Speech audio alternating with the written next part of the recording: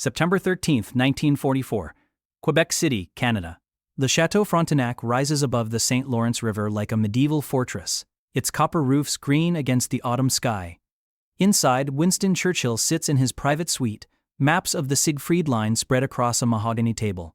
Cigar smoke curls toward ornate ceiling beams as he traces German defensive positions with a thick finger. The air smells of tobacco and old paper. An aide enters, hesitates at the door. Churchill doesn't look up. Prime Minister. Unless Berlin has surrendered, it can wait. Sir, this is from the American delegation. Marked eyes only. Churchill extends his hand without lifting his gaze from the map. The aide places a manila folder in his palm. Churchill opens it. His cigar stops mid-air. He reads the first page, then the second, then the first again. For the first time all day, he sets the cigar down. Get me President Roosevelt, now. Inside that folder is a proposal that could change the course of the war, not by defeating Germany, but by fracturing the alliance meant to defeat it. The Americans want to put General George S. Patton, the most famous, most controversial, most violently anti-British general in the entire United States Army, under direct British command. Churchill reads the words again, as if reading them a second time might change their meaning. It doesn't. If you're interested in the untold stories of World War II, the decisions made behind closed doors that shaped the battlefield, then hit that subscribe button and turn on notifications. You're watching Elite War Files, and what you're about to hear is the story of a command crisis that almost destroyed the Allied coalition from within. Stay with me. Churchill's aide returns within 3 minutes. The president's line is secure, sir. Churchill picks up the receiver. His voice, when he speaks, is measured. Careful. Franklin, I've received your staff's proposal regarding command reorganization. There's a pause. President Roosevelt's voice comes through, warm but cautious. Ah, I wondered when you'd call. Then you're aware of its contents. I am. Winston, before you say anything, understand this comes from Marshall's office. It's a logistics question, not a political one. Churchill glances at the folder again. The proposal is detailed. Patton's Third Army, currently 400,000 men spread across 4 corps, would be temporarily subordinated to Field Marshal Bernard Montgomery's 21st Army Group. The reasoning is sound on paper. Montgomery is preparing Operation Market Garden, the massive airborne thrust into Holland aimed at crossing the Rhine. Patton's Third Army, racing eastward through Lorraine, is consuming fuel and supplies at an extraordinary rate. The Americans have one deepwater port, Antwerp, and it's still being cleared of German resistance. Every gallon of gasoline is contested. If Montgomery and Patton operate independently, they'll compete for the same limited resources. Unified command makes logistical sense. Single decision-maker, clear priority of effort, coordinated advance. On paper, it's flawless, but Churchill isn't looking at paper. He's looking at reality. Franklin, I must speak candidly. This cannot work. Winston, it's temporary. 6 weeks? Perhaps 8. Montgomery needs assurance that Patton won't drain critical supplies during the northern push. It's not Montgomery I'm concerned about. Then what? Your general. Do you recall what Patton said about Montgomery and Sicily? There's a longer pause now. I recall we kept it out of the press. Churchill leans back in his chair, the leather creaking. He told a reporter, off the record which lasted approximately 4 hours, that Montgomery couldn't lead a cavalry charge if he were riding behind the enemy. That was after Sicily, Franklin, after they were supposed to be cooperating. George can be managed. By Eisenhower, perhaps. By Bradley, on occasion. By a British field marshal? Churchill lets that question hang in the air. He hears Roosevelt shifting papers. Franklin, 3 weeks ago Patton told his staff, and this did reach me through channels, that if Montgomery ever gives him a direct order, he'll salute and then do whatever he was planning to do anyway. Those were his exact words. This is about winning the war, Winston. And I'm telling you this would lose us something worse than a battle. It would lose us the press. It would lose us your Congress. Churchill stands now, carrying the phone to the window. Below, the St. Lawrence glitters in afternoon light. American and British flags hang side by side outside the conference hall. The American public believes Patton won France. Whether that's entirely accurate is beside the point. Perception is what matters now. If we place him under British command and something goes wrong, anything at all, you know precisely what the headlines will read. British generals bungling American victories. Montgomery's caution wasting American lives. The alliance itself becomes the story, not the war. There's silence on the line. Churchill can hear Roosevelt breathing, thinking. What do you suggest? I suggest we tell our generals what they already know. Patton and Montgomery must coordinate, must share intelligence, must respect supply allocations. But the moment we make Patton formally subordinate to Montgomery, we create a crisis neither of us can control. Because Patton won't accept it quietly. And, if he protests publicly, Franklin, if he gives one interview or writes one letter that reaches a newspaper, we'll spend the next 6 months defending the alliance instead of prosecuting the war. Roosevelt doesn't answer immediately. Churchill hears papers rustling, a distant voice asking the president something. Then Roosevelt speaks, his tone different now. Resigned. I'll speak to Marshall. But Winston, if Patton goes rogue on supplies again, then we deal with Patton, not with the political nightmare of British command. The line goes quiet. Not dead, just quiet. Churchill sets the receiver down gently, as if it were made of glass. What Churchill understood, what Roosevelt's planners apparently didn't, was that this wasn't really about military efficiency. It was about a powder keg with a short fuse named George S. Patton, Jr. And Churchill had just prevented someone from lighting a match next to it. But the story doesn't end there, because while Churchill and Roosevelt were negotiating in Quebec, the man at the center of this crisis was 1,200 miles away, completely unaware that his entire command structure had almost been rewritten, and what Patton was about to do would prove Churchill right in the most dramatic way possible. That same evening, September 13th, a secure cable reaches Supreme Headquarters Allied Expeditionary Force in Versailles. General Dwight Eisenhower receives it in his office, reads it twice, then sets it down with visible relief. His aide, Commander Harry Butcher, later records Eisenhower's reaction in his diary. Ike looked like a man who just dodged artillery fire. He said, and I'm quoting here, "Dodged a shell today." Putting Patton under Monty would be like asking a Kentucky thoroughbred to pull a plow behind a draft horse and expecting the thoroughbred not to kick the whole barn down. Eisenhower understood the dynamics better than any. He'd been managing the Patton-Montgomery rivalry since North Africa. In Sicily, he'd physically separated them to prevent confrontation. In Normandy, he'd kept them on opposite flanks. Even now, with 3rd Army in Lorraine and 21st Army Group in Belgium, he'd positioned them far enough apart that direct coordination was minimal. It wasn't because they were incompetent. Both were brilliant in their own ways. Montgomery was methodical, systematic, a master of set-piece battles. Patton was aggressive, improvisational, a master of exploitation. But their personalities were oil and water. Montgomery believed in careful preparation and overwhelming force at the decisive point. Patton believed in speed, audacity, and striking before the enemy could react. Putting them in the same chain of command wouldn't have created cooperation. It would have created chaos. But here's what's extraordinary.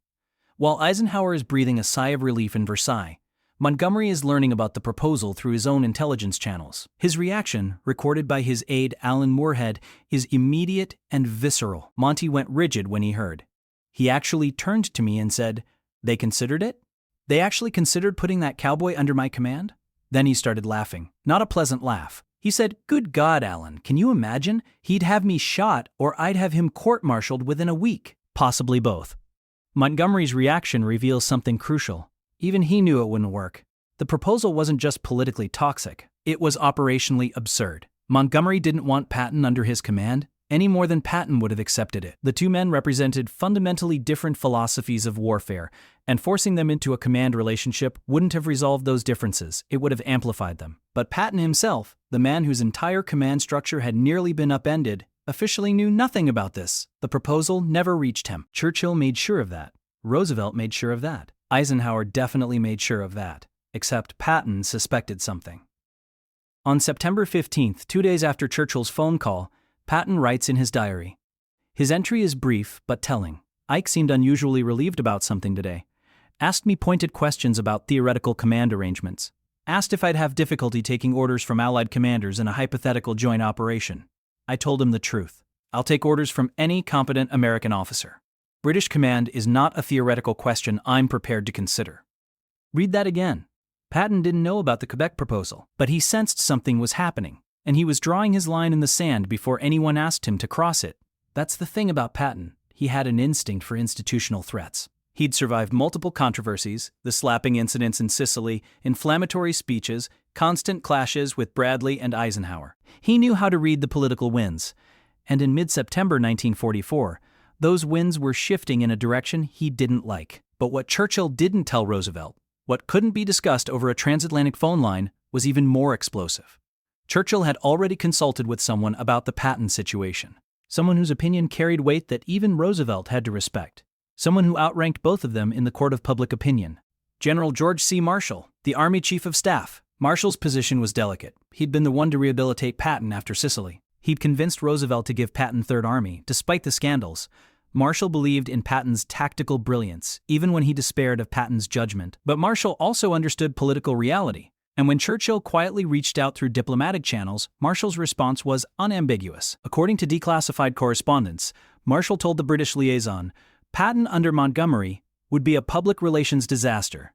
It would also be a military disaster, because Patton would either ignore orders or obey them in the most literal, malicious way possible. The general is brilliant. He's also ungovernable when he believes he's being restrained for political rather than military reasons. That assessment reached Churchill before his call with Roosevelt. It gave him the ammunition he needed. This wasn't just a British concern. It was an American one. Marshall himself didn't want this command arrangement. Meanwhile, in Germany, something else was happening. Something that would change how German intelligence viewed Allied command dynamics. At Führerhauptquartier, Hitler's headquarters, intelligence officers were intercepting Allied communications. Not the encrypted military traffic that remained largely secure, but the administrative signals, the logistics coordination, the endless radio chatter of a massive army group trying to stay supplied. And they noticed something. Third Army and 21st Army Group were competing. Not cooperating, competing. Patton was requesting fuel allocations that conflicted with Montgomery's. Montgomery was requesting priority on transport that would delay Patton's advance. The two commands were working at cross purposes. German intelligence officer Reinhard Gehlen later wrote about this in his memoirs. By mid-September, we understood that the Allied command structure was fracturing under its own success. The Americans and British were advancing so quickly that their logistics couldn't keep pace. But more importantly, their generals were pursuing independent objectives. This gave us opportunities we wouldn't otherwise have had. That analysis reached Hitler's desk on September 16th, 3 days after Churchill made his phone call. The notation on the intelligence summary is brief but significant. Allied command tensions may be exploitable. Recommend a defensive concentration where coordination is weakest. Where did they concentrate? The Siegfried Line opposite Patton, and the bridges at Arnhem opposite Montgomery. The Germans were betting that Allied command dysfunction would slow the advance more effectively than German resistance. And they were partially right. But none of this, not Marshall's warning, not German intelligence, not Montgomery's reaction, prepared anyone for what Patton was about to do.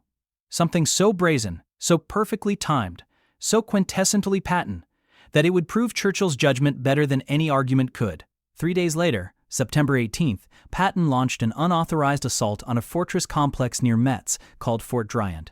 Let me be clear about what unauthorized means in this context. Patton had permission to conduct operations in the Metz sector. He had a general directive to maintain pressure on German forces. What he didn't have was approval to launch a major assault using fuel and ammunition that were supposed to be conserved during Montgomery's Market Garden operation. Eisenhower had been explicit, with resources stretched thin and Market Garden consuming massive quantities of supplies. Third Army was to hold its current positions and conduct limited attacks.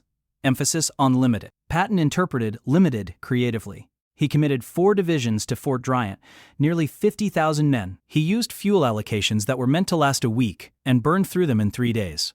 And he did it without informing Bradley, his immediate superior, until the attack was already underway. When Bradley found out, the phone call was brief and heated. "George, what the hell are you doing?" "Winning the war, Brad." "Well, like..." "You were ordered to conserve supplies." "I am conserving supplies. By capturing Metz, I'll secure supply lines that make conservation unnecessary." "That's not what Ike meant, and you know it. I'm already committed. Can't stop now without taking casualties for nothing." That last line, "can't stop now," was pure Patton. Once he engaged, disengagement became militarily irresponsible. He'd created a situation where pulling back would be more costly than continuing forward. It was tactical genius and institutional insubordination wrapped together. Bradley hung up and immediately called Eisenhower. "He's doing it again. He's proving he can't be controlled." Eisenhower's response, according to Bradley's memoir, was carefully neutral. What's his situation? 4 divisions engaged at Fort Dryant. Heavy resistance. He's requesting additional artillery support. Casualties? Mounting. He hit prepared defenses without adequate reconnaissance. There's a pause in Bradley's account here. Then, Eisenhower asks the question that reveals everything. If I order him to pull back, what happens? Publicly, it looks like we're restraining him because of British pressure on supplies. It validates every complaint Patton's made about Montgomery getting priority. And if I let him continue, it validates every complaint Montgomery's made about Patton ignoring coordination. Eisenhower was trapped. And Patton knew it. Whether intentionally or instinctively, Patton had created a situation where any response from higher command would have political implications beyond the immediate military situation. Montgomery's staff reports reached Eisenhower within hours. They were precise and damning.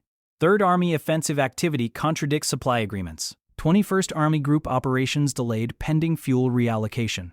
Request clarification of command priorities. That phrase, clarification of command priorities, was Montgomery's way of asking Eisenhower to choose him or Patton, the northern thrust or the eastern advance.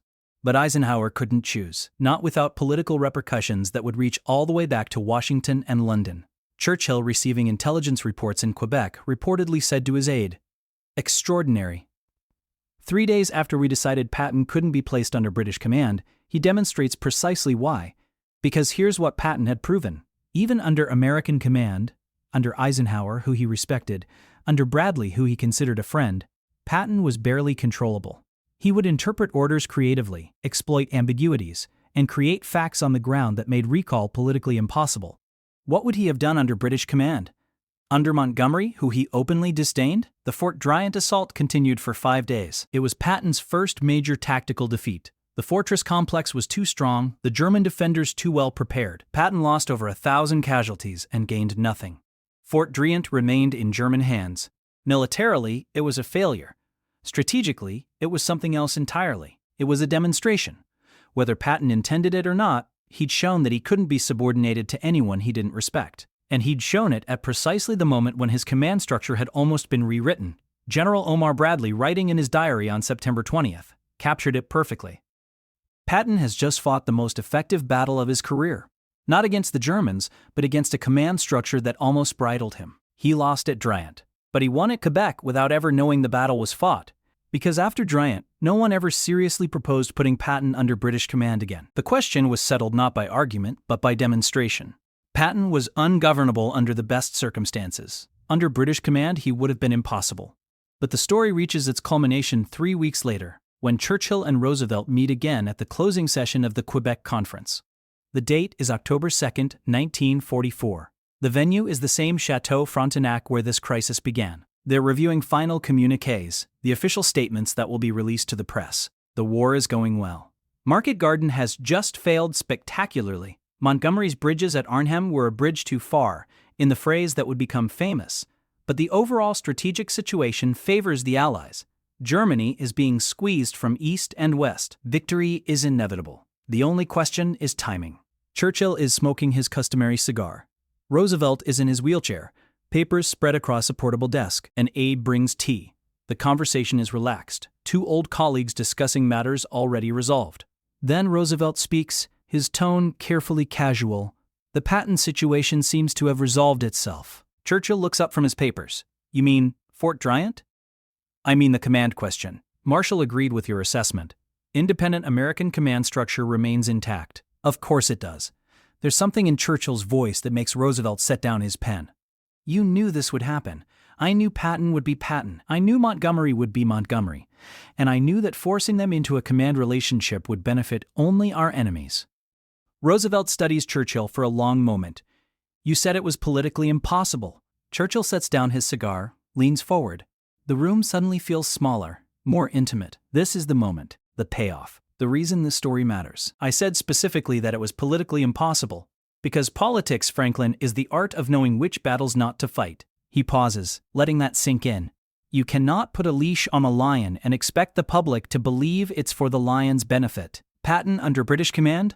The American press would have crucified us both. Your Congress would have held hearings. And Patton himself would have given them fuel for a year. Cigar ash falls onto the mat between them. Neither man moves to brush it away. I drew the line not because I doubted Montgomery's competence or Patton's talent. I drew it because alliances survive strategy adjustments. They don't survive symbolic humiliations. And putting your most famous general under British orders, however tactically sound, would have been exactly that. A symbol of American subordination at the moment of American triumph. Roosevelt nods slowly. He understands. He's always understood. But hearing Churchill articulate it so bluntly makes the stakes clear.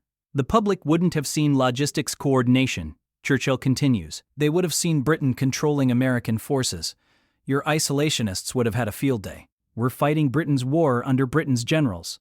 That narrative would have poisoned everything we've built. And if the command arrangement had been reversed, Roosevelt asks, if we'd proposed putting Montgomery under Patton? Churchill actually laughs at that. Then I'd have been making the same phone call to you, explaining why it was politically impossible from our side. Montgomery under American command? The British press would have portrayed it as American arrogance, the implication that British generalship was inferior. No, Franklin. This wasn't about protecting national pride, it was about protecting the alliance. Roosevelt picks up his pen again, signs something, sets it aside. Marshall said you contacted him before calling me. I wanted to ensure this wasn't just a British objection. Marshall's assessment was even more damning than mine. What did he say? He said Patton under Montgomery would be a public relations disaster and a military disaster, because Patton would either ignore orders or obey them in the most literal, malicious way possible. Roosevelt smiles at that. It's the smile of a man who knows exactly how accurate that assessment is. George is brilliant. George is also ungovernable when he believes he's being restrained for political rather than military reasons, Churchill finishes. Those were Marshall's words, not mine. They sit in silence for a moment. Outside, seagulls cry over the St. Lawrence. The afternoon sun slants through tall windows. History is being made in this room, but it's the kind of history that won't make headlines. It's the history of what didn't happen, the crisis that was averted, the fracture that never occurred. We made the right decision, Roosevelt says finally. We made the only decision, Churchill replies. Some lines, once drawn, must never be crossed, even in the name of efficiency.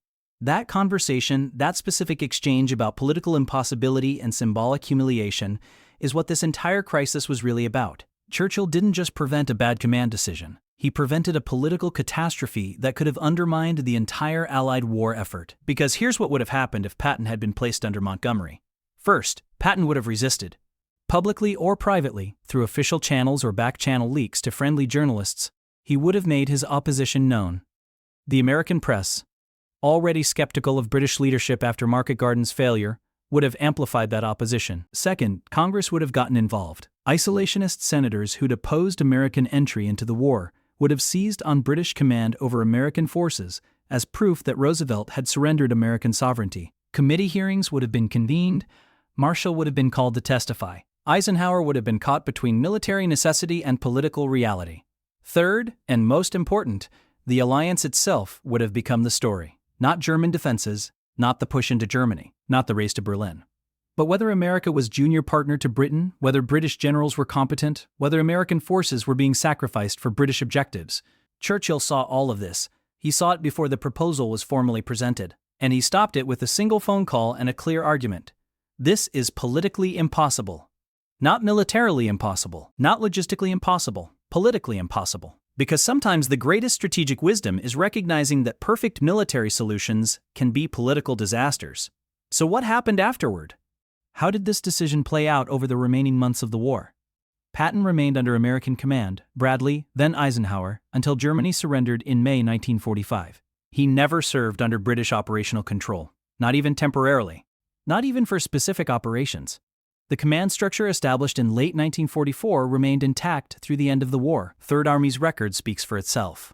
From August 1944 to May 1945, Patton's forces advanced further and faster than any other Allied army. They liberated thousands of square miles of French territory.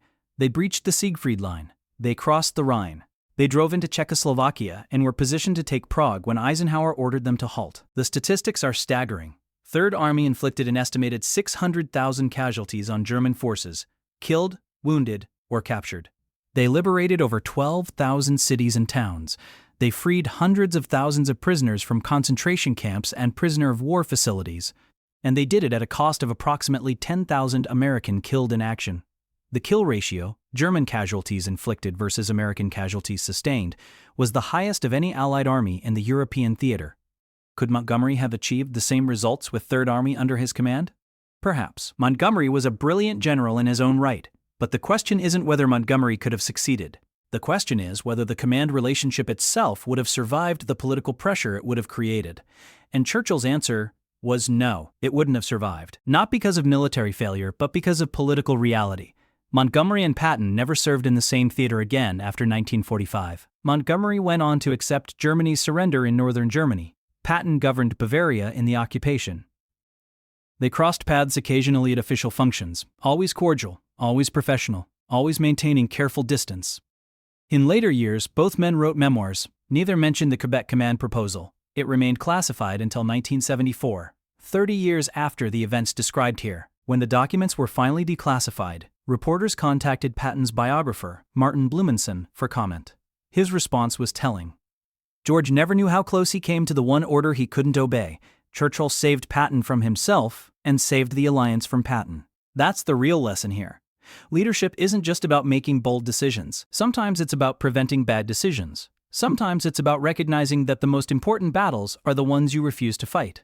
Churchill understood something that Roosevelt's military planners didn't. Alliances are fragile. They're held together not by treaties or command structures, but by mutual respect and shared sacrifice. The moment one partner feels subordinated, symbolically, politically, publicly, the alliance begins to fracture. The Quebec Command proposal was militarily logical. It would have created clearer lines of authority, reduced supply conflicts, and potentially accelerated the advance into Germany. On paper, it was sound.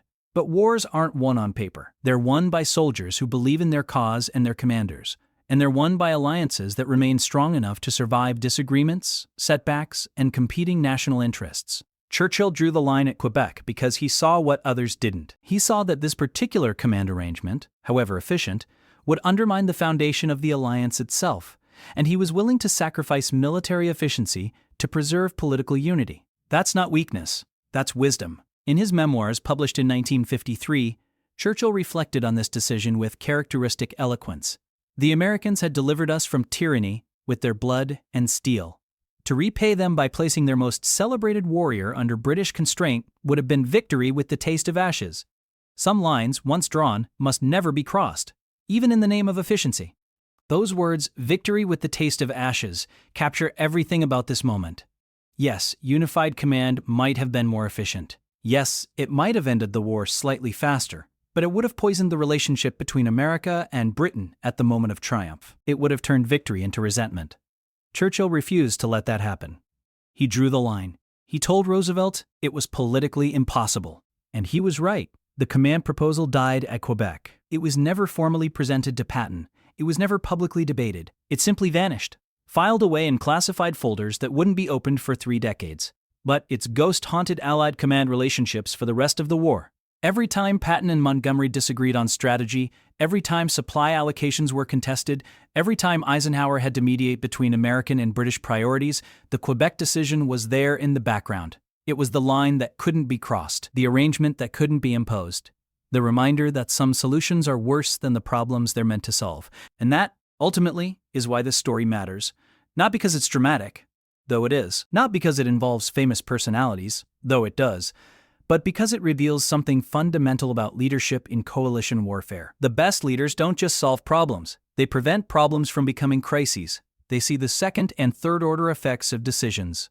They understand that organizational charts and command structures exist within larger political and social contexts that can't be ignored. Churchill drew the line at Quebec because he understood all of this. He saw that putting Patton under Montgomery would create more problems than it solved. And he had the courage and the credibility to tell Roosevelt that some ideas, no matter how logical they appear, are politically impossible. Patton never knew. He never knew that his command structure had almost been rewritten. He never knew that Churchill had fought for his independence. He never knew that his own instincts, his resistance to British command, his aggressive actions at Fort Bryant had validated Churchill's judgment. But history knows. And now you know. If you found this story compelling, if you're interested in the untold decisions that shaped World War II, then make sure you're subscribed to Elite War Files. Hit that like button. Leave a comment telling me what you think about Churchill's decision. Was he right to draw the line? Could Patton have functioned under Montgomery? I want to hear your thoughts. Because these stories, the battles fought in conference rooms, the crises averted by wisdom rather than force, are just as important as the battles fought on the ground. They remind us that leadership is complex, that alliances are fragile, and that sometimes the greatest victories are the ones that never make headlines. Churchill saved the alliance at Quebec, not with a dramatic speech or a bold military maneuver, but with a phone call, a clear argument, and an understanding of political reality that transcended military logic. He drew the line, and in doing so, he made sure the alliance held together long enough to win the war.